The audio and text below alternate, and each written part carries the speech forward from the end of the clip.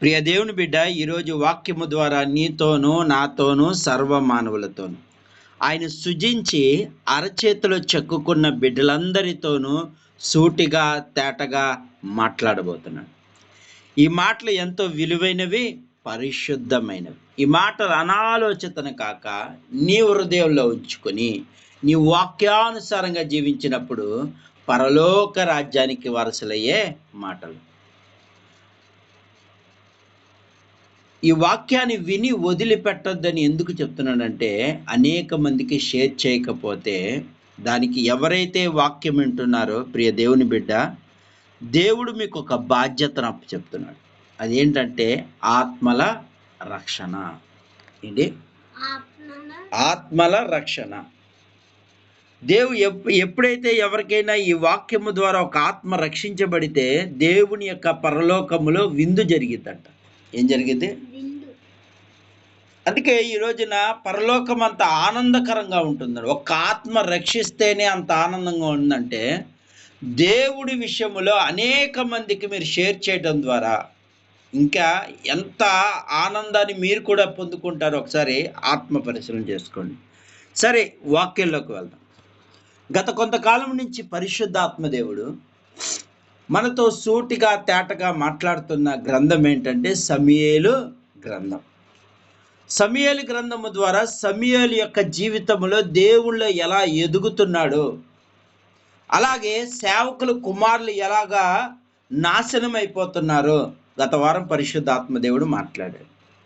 అలాగే సేవకుడు ఒక చిన్నవాడిని చూసి కనీసము నా కోసము ప్రార్థన చేయాలన్న మనసు అడగలేని స్థితిలో ఉన్నాడంటే తను తగ్గించుకోనప్పుడు ఏ విధంగా పతనం అయిపోతున్నాడో ఈ రోజున వాక్యము ద్వారా పరిశుద్ధాత్మ దేవుడు కొన్ని మాటలు మనకు నేర్పించబోతున్నాడు. కనుక శ్రద్ధగా విందాం. మొదటి సమూయేలు గ్రంథము 3వ అధ్యాయము 18వ వచనం నుంచి కొన్ని వచనాల ద్వారా దేవుడు సమూయేలు దేన్ని మరుగు చేయక సంగతి అంతయు అతనికి తెలియజేసాను. ఏలి విని సెలవిచ్చువాడు యెహోవా తన దృష్టికి అనుకూలమైన దాన్ని ఆయన చేయునుగాక నేను. ఒకటే మాట, దేవుడికి ఏది ఇష్టమో దాని ప్రకారం చేయమను, మమ్మల్ని నాశనం చేయాలనుకుంటే చేసేమని అన్న మనసే వచ్చింది తప్ప సమూయేలు మా కోసం ప్రార్థన చేయమన్న మనసు రాలేదు. అంటే తను తగ్గించుకోలేకపోయాడు ఏలి. దేవుని వాక్యం ఏమి సెలవిస్తుంది? తాను తగ్గించుకున్నవాడు హెచ్చింపబడతానన్నాడు. సమూయేలు యోగ్యుడు కాబట్టి, దేవుడు ఒకవేళ మాట్లాడాడు కాబట్టి ఒక్కసారైనా మా కోసం ప్రార్థన చేయి అని చెప్పే మనసు రాల. కారణం గర్వం. సరే, ఇప్పుడు సమూయేలు ఎలాగుంటున్నాడో చూద్దాం. కాబట్టి సమూయేలు పెద్దవాడు కాగా యెహోవా అతనికి తోడై ఉండున అతని మాటలు ఏది తప్పిపోలేదు. ఇది చాలా విలువైనది. దేవుని మాటలు తూచా తప్పగా పాటిస్తుంది ఎవరంటే సమూయేలు. ఎప్పటి నుంచే? చిన్నతనం నుండి. ఎప్పటి నుండి? ఇక్కడ ఎవరు సాక్ష్యం ఇస్తున్నారు సమూయేలు గురించి అంటే దేవుడే వాక్యము ద్వారా పరిశుద్ధ గ్రంథము ద్వారా ఏమని సాక్ష్యం ఇస్తున్నాడంటే ఆయన ఏదియూ తప్పిపోలేదు. ఏ తప్పిపోలేదు? యెహోవా అతనికి తోడై ఉండున అతని మాటలలో ఏది తప్పిపోలేదు. దేవుని మాటలు తూచా తప్పగా పాటించేవాడుగా ఉన్నాడు సమూయేలు. ఏం చేశాడు? ఏది తప్పిపోలా. ఈ రోజున పరిశుద్ధాత్మ దేవుడు చెప్తున్నాడు, ఎవరైతే వాక్యం వింటున్నారో, వాక్యానుసారంగా జీవిస్తున్నారో, మీరు ఎక్కడైనా తప్పిపోతున్నారేమో, కానీ ఇక్కడ సమూయేలు తప్పిపోలా. ఎలా? మందిరానికి వెళ్తున్నావు, వాక్యం వింటున్నావు, కానీ త్రోవ తప్పిపోతున్నావు నువ్వు. దేవుని వాక్యం సెలవిస్తుంది, అయ్యా నువ్వు దొంగతనం చేయొద్దని దేవుడు నీతో మాట్లాడాడు అనుకో, అక్కడ దాకా వింటున్నావు, నేను చేయకూడదు అంటావు. దేవుడు కోపడతాడు అంటావు. కానీ నువ్వు దేవుని మందిరానికి బయటకు వచ్చేసరికి నువ్వేమైపోతున్నావు? తప్పిపోతున్నావు. ఏంటి? దేవుడు నీతో మాట్లాడాలని తెలుసు, దేవుడు కోపడతాడని తెలుసు కూడా నువ్వేమైపోతున్నావు అంటే తప్పిపోతున్నావు. కానీ సమూయేలు అలాంటోడు కాదు. ఎందుకు తప్పిపోలేదంటే చిన్నతనము నుండి దేవుని పరిచర్యలో బలముగా ఎదుగుతున్నవాడుగా ఉన్నాడు. ఎలాగా? మనం దేవుని మందిరానికి వెళ్తున్న నీవు ఎదుగుతున్నావా? ఆదివారం మందిరానికి వెళ్తున్నావు, శుక్రవారం మందిరానికి వెళ్తున్నావు, ఉపవాస ప్రార్థనకు వెళ్తున్నావు, అనేక విధాలుగా వెళ్తున్నావు, కానీ నువ్వు ఎదుగుతున్నావా? ఎదుగుదల ఎలా కనపడుతుంది? నీవు దేవునికి దగ్గరగా ఉన్నావని నీకు ఎలా తెలుస్తుందంటే నీవు దేవుని మహిమ తెచ్చేవాడుగా ఉండటం ద్వారా. ఏం జరగటం వలన?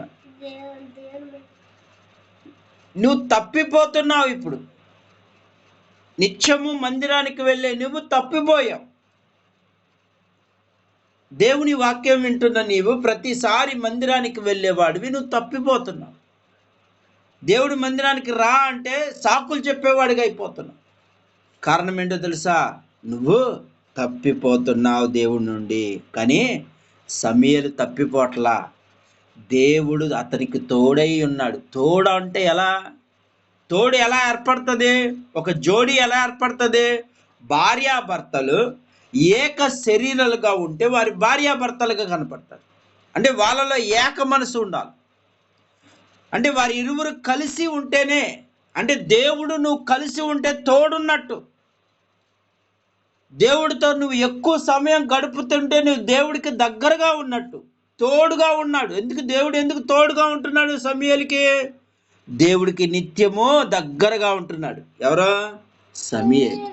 దేవుడి మందిరంలో నిత్యము ఎదుగుతూ ఉన్నాడు. దేవుడు ఏది చెప్పాడో లేఖనాలు చదువుతూ దేవుని మాటలు, ఆ మాటలు ప్రతిరోజు వింటూ ఆ వాక్యానుసారంగా జీవిస్తున్నాడు. కాబట్టి దేవుడు ఏమంటున్నాడు తెలుసా? సమూయేలుకు సాక్ష్యంగా ఉంటున్నాడు. దేవుడు తప్పిపోలేదు, ఏ మాటలో తప్పిపోలేదు. పరిశుద్ధ గ్రంథములోని సమూయేలుకి ఒక పేరు పెట్టేశాడు దేవుడు, తప్పిపోని వాడు సమూయేలు. ఏంటి? ఎక్కడ తప్పిపోలా, ఏ క్షణములో ఎక్కడ తప్పిపోలా, నిత్యం. ఎందుకంటే ఆ తల్లి చేసిన త్యాగము ఈ రోజున సమూయేలు ఎలా నిలబెట్టింది? దేవుని సన్నిధానంలో ఎదిగేలా చేసింది. అదే ఆ తల్లి ఒకవేళ దేవుని మందిరానికి అన్న తీసుకురాకపోతే సమూయేలు ఇప్పుడు ఎలాంటి స్థితిలో ఉండేవాడు? ఒకసారి ఆత్మ పరిశీలన చేసుకోవాలి. కానీ దేవుని సన్నిధానంలో ఉంటున్న సమూయేలు ఎలా ఉన్నాడు? ఎదుగుతూ ఉన్నాడు. కానీ సేవకుల కుమారులు ఎలాగ ఉన్నారు? పాడైపోయారు. ఇది ఒక్కటే ఆలోచన. ఈ రోజున పరిశుద్ధాత్మ దేవుడు చెప్తున్నాడు, నీవు దేవుని మందిరాల్లోకి వెళ్తున్న నీవు ఎక్కడ తప్పిపోతున్నావు? ఏ సాతాను ఉచ్చులో పడిపోయి తప్పిపోతున్నావు? దేవుని మందిరానికి వెళ్తున్న నీవు వాక్యాన్ని వెళ్ళలేకపోతున్నావు. ముందు వాక్యం వింటే నీలో విశ్వాసం బలపడుతుంది. దేవుని వాక్యము సెలవిస్తుంది, వినుట వలన ఏం కలుగుతుంది? విశ్వాసం, అంటే బలము కలుగుతుంది నీలో. దేనికి భయపడవు నువ్వు. కానీ ఈ రోజున ప్రతిసారి ఏదో విషయంలో భయపడిపోతున్నా అంటే నువ్వు దేవుడికి మనుషులకే భయపడిపోతున్నావు, అంటే నువ్వు దేవుడికి దూరంగా ఉన్నావు అని అర్థం. అర్థమవుతుందా? నువ్వు సాతానికి దగ్గరగా ఉన్నావు, మనుషుల విషయంలో భయపడిపోతున్నావు నువ్వు, కానీ దేవుడికి నువ్వు దగ్గరగా లేవు. అందుకే ఈ రాత్రి కాల సమయంలో పరిశుద్ధాత్మ దేవుడు చెప్తున్న మాట ఏంటంటే తప్పిపోలేదు. ఎవరు? ఏది తప్పక తప్పిపోలేదు. అప్పుడు అంతకుముందు దేవుడు పిలిచినప్పుడు ఏలీ దగ్గరికి వెళ్ళినప్పుడు ఏలీ ఏదైతే చెప్పాడు, సేవకుడు ఏదైతే చెప్పాడో అది తూచా చెప్పాడన్నమాట. ఎక్కడ ఒక్క పొల్లు కూడా పోలేదు. అంటే సమూయేలుకి ఎంత వినికిడి శక్తి ఉందో చూడండి ఒకసారి. దేవుని మాటలు విని విడిచిపెట్టేవాడు కాదు సమూయేలు, ఆ మాట ప్రకారం జీవించేవాడు. అందుకే ఈరోజు పరిశుద్ధాత్మ దేవుడు చెప్తున్నాడు, నీవు దేవుని వాక్యం వింటున్న నీవు జీవిస్తున్నావా? అక్కడే వదిలేస్తున్నావా? దేవుని మందిరానికి వెళ్తున్న నువ్వు జీవిస్తున్నావా? దేవుడు చెప్పాడు నువ్వు అబద్ధం ఆడొద్దన్నాడు, మరి అబద్ధం ఆడుతున్నావా? దేవుడు చెప్పాడు దొంగతనం చేయొద్దన్నాడు, మరి చేస్తున్నావా? ఒకసారి నీ ఆత్మ పరిశీలన చేసుకో. మీ హృదయాన్ని ఒకసారి తట్టి లేపండి. నిజంగా నేను దేవుడు చెప్పినట్టు జీవిస్తున్నానా? నీ ఆత్మను పరిశీలన చేసుకో. నీ హృదయం మీద చేసుకుని అడుగు. నీ హృదయం మీద నీ ఆత్మపూర్వంగా అడుగు. అప్పుడు చెప్తుంది నీ ఆత్మ, నువ్వు చాలా తప్పుగా జీవిస్తున్నావు అని. నువ్వు దేవుడికి దూరం అయిపోతున్నావు కాబట్టి నువ్వు దేవుడికి దగ్గరగా ఉండట్లేదు. దేవుడితో ఒక గంట కూడా ప్రార్థన చేయలేకపోతున్నావు, ఒక గంట దేవుని వాక్యాన్ని చదవలేకపోతున్నావు. ఎందుకంటే నువ్వు దూరం అయిపోయావు, తప్పిపోయావు. కానీ పైకి ఎలా కనబడుతున్నావు అంటే దేవుని పిల్లవాడివే.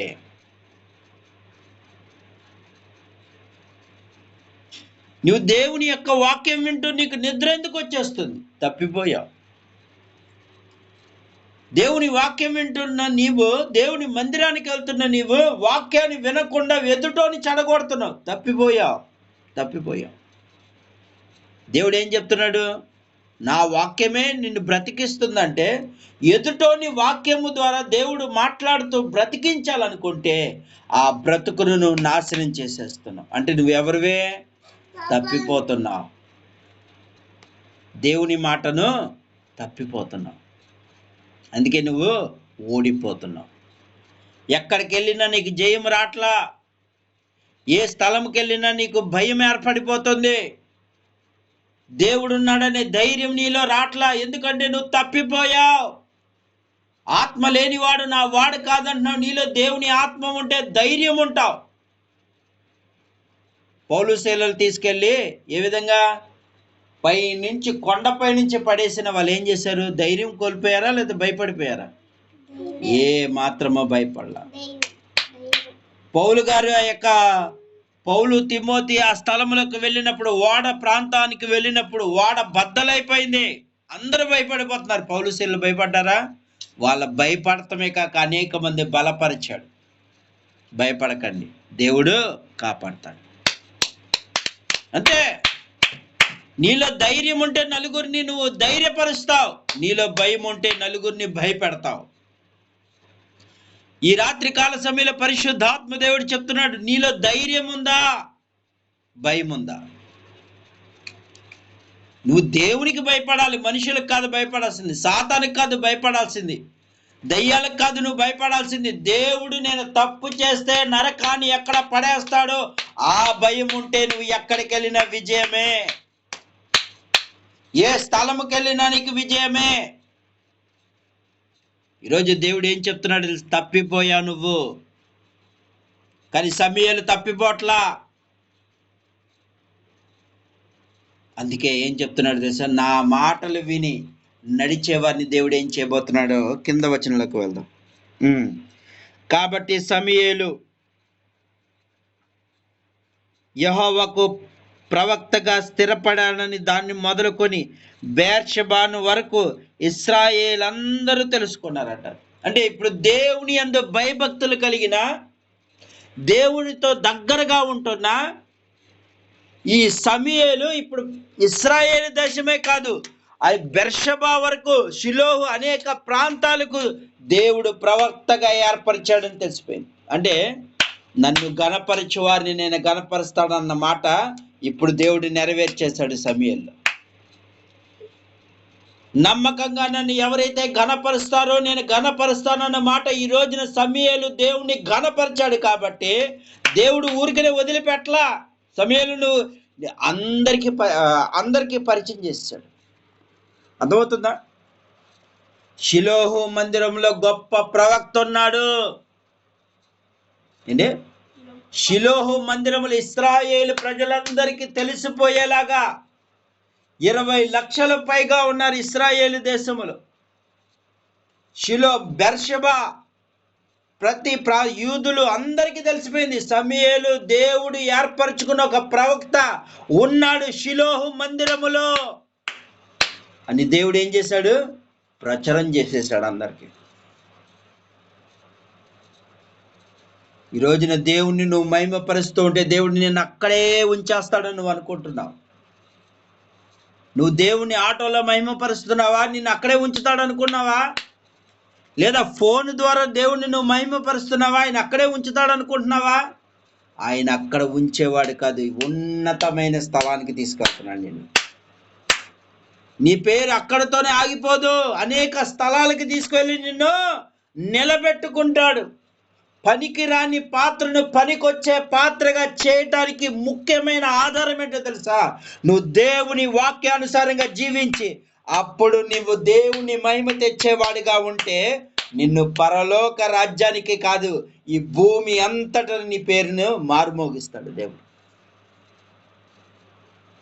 ఒక గొర్రెల కాపరి దావీదు, గొర్రెలు కాసుకునేవాడు. తన అన్నలేమో రాజుగారి దగ్గర మంచి పనివారిగా ఉంటున్నారు. కానీ ఒక గొర్రెల కాసుకునేవాడు దేవుని యొక్క మహిమ పరచ ఎప్పుడైతే గొలియాతును చంపాడో ఏమైపోయాడు? రాజుగారికి ఉన్న పేరు కన్నా దావీదుకి ఎక్కువ పేరు వచ్చేసింది. రాజుగారు 1000 మందిని చంపాడు, కానీ ఒక్కడే చంపాడు, గొలియాతును ఒక్కడే చంపాడు. కానీ ఏమన్నారు తెలుసా? 10,000 మందిని దావీదు చంపాడని చెప్పారు. అంటే పేరు. నువ్వు దేవుని ఘనపరిస్తే నిన్ను అక్కడితో ఉంచే దేవుడు కాదు ఇక్కడ. నువ్వు దేవునికి మహిమ తెచ్చే బిడ్డగా ఉంటే నిన్ను ఇక్కడితోనే నిలబెట్టే దేవుడు కాదు ఇక్కడ. ఆయన ప్రపంచమంతా నిన్ను తిప్పుతాడు, ప్రపంచమంతటికి ప్రవక్తగా మార్చేస్తాడు ఆయన ఘనపరచు వారిని. సొలొమోనుకి ఎవరికి తెలియదు, ఆయనకి జ్ఞానమే లేదు, కానీ ప్రపంచం మొత్తానికి తెలిసిపోయింది. దేవుడు సొలొమోనుకే జ్ఞానం ఇచ్చేశాడు. రాజులు సైతం వణికిపోయారు సొలొమోను జ్ఞానానికి. ఇది మనుషుల జ్ఞానము కాదు, దేవుడి జ్ఞానమని భయపడిపోయి యుద్ధాలు చేయకుండా రాజుగారికి సాగిలి పడిపోయారంట. అర్థమవుతుందా? నువ్వు నిజంగా దేవుని ఘనపరిస్తే నేను అక్కడే వదిలేస్తాడు నువ్వు అనుకుంటున్నావు. అయ్యా, నేను దేవుని ఎన్నో విధాలుగా ఘనపరుస్తున్నాను, ఎన్నో చోట్ల నేను దేవుని మహిమ తెస్తున్నాను, పరిశుద్ధంగా జీవిస్తున్నాను, అయినా నాకేంటి కష్టాలు నువ్వు అనుకుంటున్నావు. రేపు ఈరోజు ఈ కష్టాలు ఉండొచ్చు, కానీ ఒక రోజు ఉంది నీకు, ఒక సమయం ఉంది నీకు, ఒక గడియ ఉంది నీకు, నిన్ను అందరికీ పరిచయం చేసే రోజు ఒక రోజు ఉంది. ఇప్పుడు ఏమైపోయాడు సమూయేలు? అక్కడితోనే ఆగిపోయాడా? మొత్తం అందరు ఇశ్రాయేలు దేశమే కాదు, షిలోహు మందిరములో యూదుల రాజ్యము అందరికీ తెలిసిపోయింది. ఇశ్రాయేలు ప్రజలకే కాదు, ప్రపంచానికి ఒక ప్రవక్త సమూయేలు షిలోహు మందిరములో ఉన్నాడని దేవుడు అందరికీ తెలియజేస్తాడు. ఏం చేస్తాడు? అందరికీ తెలియజేస్తాడు. ఈ రోజు దేవుని వాక్యము సెలవిస్తుంది, ప్రియ దేవుని బిడ్డ, నువ్వు దేవుని కనపరుస్తున్నావు. ఆయన చెప్పాడు. ఎక్కడ చెప్పాడో చూద్దాం ఒక్కసారి. ఆయన చెప్పిన మాటల్లోనే మొదటి సమూయేలు గ్రంథము 3వ అధ్యాయము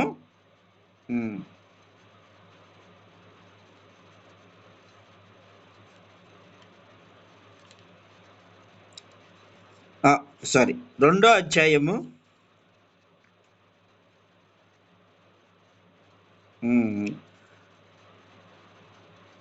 30వ వచనం ద్వారా కొన్ని, నీ ఇంటి వారు నీ పితరుల ఇంటి వారు నీ సన్నిధి యాజకత్వం జరిగించి యెహోవా ఆజ్ఞ ఇచ్చి ఉన్నాడు. ఇప్పుడు ఇది నా మనసు కేవలం ప్రతికూలమైన ఇశ్రాయేలు దేవుడు యెహోవా సెలవిచ్చిందేమో. కావున యెహోవా వాక్కు ఏమనగా, నన్ను గణపరచు వారిని నేను గణపరచదును. ఏమన్నాడు? నన్ను తృణీకరించిన వారిని నేను తృణీకరిస్తానన్నాడు. దేవుడు చెప్పింది ఇప్పుడు నెరవేర్చాడా లేదా? సమూయేలు జీవితంలో నెరవేర్చాడా లేదా? ఇప్పుడు సమూయేలు ఎక్కడ వాడు? ఒక ఎల్కానాకు అన్నకు పుట్టిన సమూయేలు ఇప్పుడు ఎక్కడ ఉన్నాడు? దేవుని మందిరములో నిలబడి దేవునికి నిజమైన పరిచర్య, యథార్థమైన పరిచర్య చేస్తున్నాడు. దేవుడు ఏది చెప్పాడో అది తూచా తప్పక పాటిస్తున్నాడు. దేవుడు ఏది తప్పు ఏది రైటో అన్ని నేర్పించాడు అందరికి. అందుకే ప్రపంచం మొత్తం తెలిసింది సమూయేలు ఒక అద్భుతమైన ప్రవక్త అని. తర్వాత అక్కడితో అయిపోయిందా? ప్రపంచం మొత్తం తెలియడమే కాదు, అందరికీ తెలిసిపోయింది. తర్వాత సమూయేలు ప్రపంచం అక్కడితోనే ఆపలేదు దేవుడు. ఇంకా ఇంకా ఇంకా సమూయేలును నిలబెట్టుకుంటూ వెళ్ళిపోయాడు. ఇప్పుడు ఇప్పుడు ఎక్కడున్నాడు ఇప్పుడు సమూయేలు? దేవుడి మందిరంలో కాస్త ఇప్పుడు వేరొక చోటకి వెళ్ళిపోతున్నాడు. ఆ స్థలం ఏంటి, ఆ ప్రాంతం ఏంటి, అక్కడికి వెళ్ళి ఏం కార్యాలు చేశాడు రేపు చెప్తాను. ఈ కొద్ది మాటలు దేవుడు దీవించింది. ఆమేన్.